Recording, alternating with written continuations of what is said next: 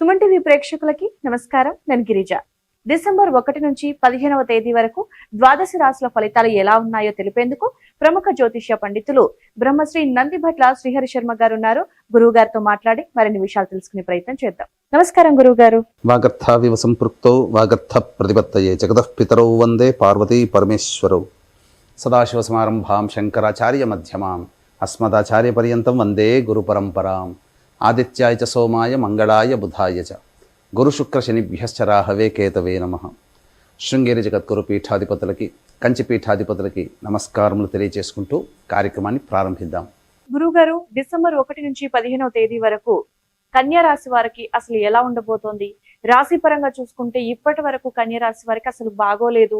అంటే ఆరోగ్యపరంగా కానివ్వండి, ఆస్తి పరంగా కానివ్వండి, మానసికంగా కానివ్వండి, చాలా రకాలుగా చాలా ఇబ్బందులు అయితే ఎదుర్కొంటున్నారు.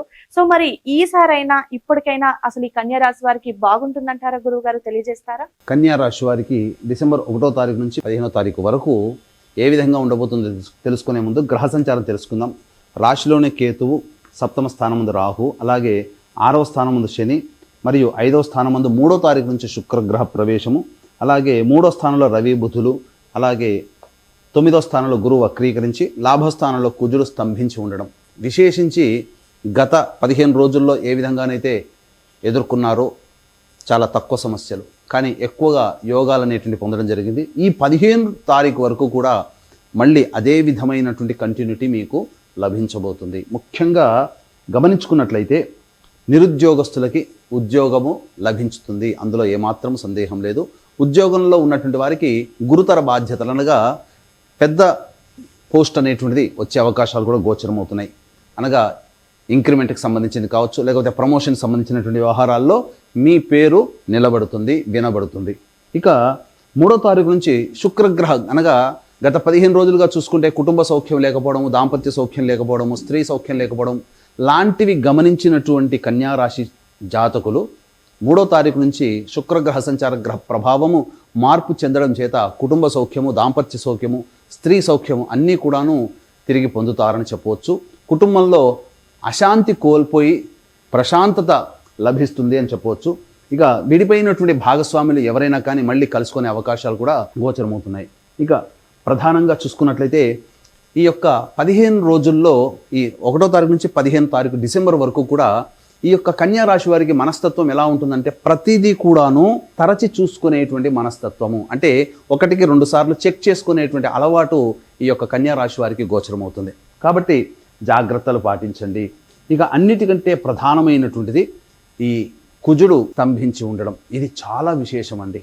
ఎందుకనంటే మీకు ప్రధానంగా ఇతరుల నుంచి రావాల్సినటువంటి రాని బాకీల వ్యవహారం కావచ్చు, సహాయ సహకారాలు కానీ, లేకపోతే ముఖ్యంగా మీరు ఏదైతే పని చేస్తున్నారో ఆ పనిలో అభివృద్ధి, అదృష్టం ఇవన్నీ కూడా మీకు ఈ కన్యా రాశి వారికి కుజగ్రహ ప్రభావం చేత పొందుతారని చెప్పవచ్చు. ఇక గురువు కూడాను మీకు అనుకూలవంతుడుగా ఉండడమే ఇది యొక్క కన్యా రాశి వారు చేసుకున్నటువంటి అదృష్టంగా చెప్పవచ్చు. అయితే వక్రీకరించిన గ్రహ ప్రభావం చేత కొంత సమస్యలు ఏవైనా కానీ ఉత్పన్నమవుతాయి, లేదా చేసినటువంటి పనులు కొంత ఆలస్యంగా పూర్తవుతాయి తప్ప బాధించే విధంగా ఈ యొక్క గురుగ్రహ ప్రభావం కన్యా రాశి మీద ఉండదని గమనించాలి. ఇక అన్నిటికంటే శని వక్రగ్రమణ త్యాగము చేసి రుజుమార్గ ప్రయాణం చేస్తున్నటువంటి కారణం చేత కన్యా రాశి వారికి అద్భుతమైనటువంటి యోగదాయకంగా ఉండబోతున్నాడు. కింది స్థాయి వాళ్ళ యొక్క సహాయ సహకారాలతో మీరు అనుకున్నటువంటివన్నీ కూడా పూర్తి చేసుకోగలుగుతారని చెప్పవచ్చు. ఏతావాత చెప్పొచ్చేది ఏమిటంటే ప్రధానంగా రాశిలో కేతువు, రాశ్యాధిపతి తృతీయ సంచార ప్రభావం చేత అవకాశాలు వస్తాయి, ఇబ్బడి ముబ్బడిగా వస్తాయి. కానీ ఏది నిర్ణయం తీసుకోవాలో తెలుసుకోలేకపోవడమే మీకున్నటువంటి బలహీనత ఈ 15వ తారీఖు వరకు అనే విషయాన్ని కన్యా రాశి జాతకులు గమనించాలి. ఇక ప్రధానంగా రియల్ ఎస్టేట్ రంగంలో ఉన్నవారు, అలాగే రైతులు, మరియు న్యాయవాద వృత్తిలో ఉన్నటువంటి వాళ్ళు, మున్సిపాలిటీ డిపార్ట్మెంట్లో పనిచేసేటువంటి వాళ్ళు, వీళ్ళందరికీ కూడాను చాలా అనుకూలమైనటువంటిది. కొత్త ప్రాజెక్టులు వస్తాయి. అలాగే ఉన్న ప్రాజెక్టుని పూర్తి చేసుకొని నూతన జీవితాన్ని ఈ జనవరి 25వ తారీఖు లోపల మీరు ఒక లైఫ్ని ఒక సెటిల్ చేసుకునే అవకాశాలు కూడా గోచరమవుతున్నాయని చెప్పవచ్చు. ఇక ప్రధానంగా ఫుడ్కు సంబంధించినటువంటి వ్యాపారంలో ఉన్నటువంటి వాళ్ళు, హోటల్ వ్యాపారస్తులు, రెస్టారెంట్ వాళ్ళు, ఎడ్యుకేషనల్ బిజినెస్, జ్యువెలరీ రంగంలో ఉన్నటువంటి వారు, సూపర్ మార్కెట్ నిర్వహించే వాళ్ళు, జనరల్ స్టోర్ నిర్వహించేటువంటి వాళ్ళు, వీళ్ళందరికీ కూడాను మిశ్రమమైనటువంటి ఫలితాలు కలుగుతాయి. ఇక ప్రధానముగా ఇనుము సంబంధించినటువంటి వ్యాపారస్తులు, ఇనుము నూనెకు సంబంధించినటువంటి వ్యాపారస్తులు ఎవరైతే ఉన్నారో వాళ్ళకి అద్భుతమైనటువంటి యోగదాయకంగా ఉంటుంది, మంచి రాబడి అనేటువంటిది ఉంటుందని చెప్పొచ్చు. ఏతావాత నిరుద్యోగస్తులకి చక్కగా ఉద్యోగ బాధ్యతలు కలుగుతాయి. అయితే ప్రధానంగా వివాహం కావాల్సినటువంటి అబ్బాయిలకి అమ్మాయిలకి చక్కగా సంబంధాలు అనేటువంటివి కుదురుతాయని చెప్పొచ్చు. అయితే గ్రహ సంచారము అనుకూలంగా ఉంది, కానీ గ్రహ గమనమే మనకు ప్రధానముగా కొంత అనుకూలంగా లేకపోవడం చేత కొన్ని ఇబ్బందికర పరిస్థితులు అనేటివి ఉంటాయి. మిశ్రమ ఫలితాలు పొందుతారు. అయితే 1వ తారీఖు నుంచి 15వ తారీఖు వరకు ఖర్చులు ఆదాయము ఏ విధంగా ఉండబోతుందో క్లుప్తంగా తెలియజేసుకుందాం. 1వ తారీఖు 2వ తారీఖుకి ప్రధానంగా మీకు మీ యొక్క అవసరాలకి ఖర్చులకి తగ్గటువంటి సొమ్ము మీకు చేరుతుంది. ఇతరుల నుంచి రావాల్సినటువంటి రాణి బాకీలు ఏవైతే ఉన్నాయో అవి మీకు వసూలు అవుతాయి. ఆనందదాయకంగా ఉంటుంది. బంధుమిత్రుల సహాయ సహకారాలతో మీకు ఉన్నటువంటి సమస్యల్ని మీరు పరిష్కరించుకుంటారు.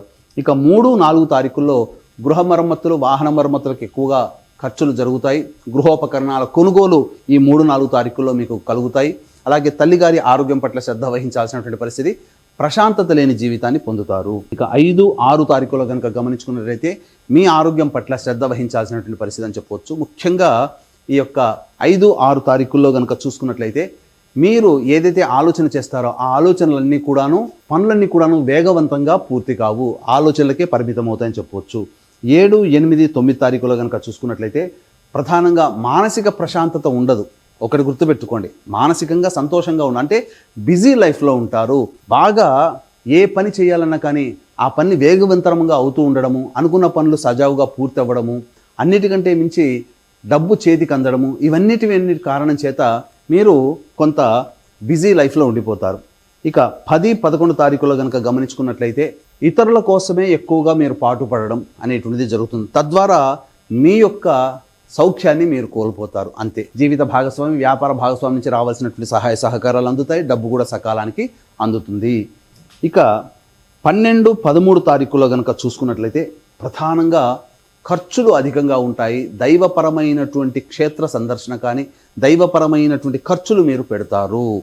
అన్నిటికంటే ప్రధానంగా పెద్దల ఆరోగ్యం కోసం ఖర్చులు అధికంగా ఈ 12, 13 తారీఖుల్లో అవుతాయని చెప్పవచ్చు. ఇక అన్నిటికంటే ప్రధానంగా ఒక జిగ్జాగ్ లాగా ఉంటుంది. ఏం జరగబోతుందని ఒక ఆందోళన మిమ్మల్ని వేధిస్తుంది, అంతే తప్ప ఏమీ జరగదు. ఇక 14, 15 తారీఖులో కనుక చూసుకున్నట్లయితే ప్రధానంగా సంతానంతో విభేదాలు, సంతానంతో సమస్యలు పెరుగుతాయి, సంతానం మూలకంగా ఖర్చులు కూడా పెరుగుతాయి. ఇక మీరు ఈ యొక్క సంబంధించినటువంటి లావాదేవీలు, పిత్రార్జితము, తాత ముత్తాతలకు సంబంధించిన ఆస్తుల వ్యవహారాలు ఏవైతే ఉంటాయో వాటికి సంబంధించినటువంటి అన్నీ కూడాను ఒక కొలిక్కి వచ్చే అవకాశాలు గోచరమవుతున్నాయని చెప్పవచ్చు. ఏ తర్వాత చెప్పొచ్చేది ఏమంటే మిశ్రమ ఫలితాలు కన్యా రాశి వాళ్ళు పొందుతారు.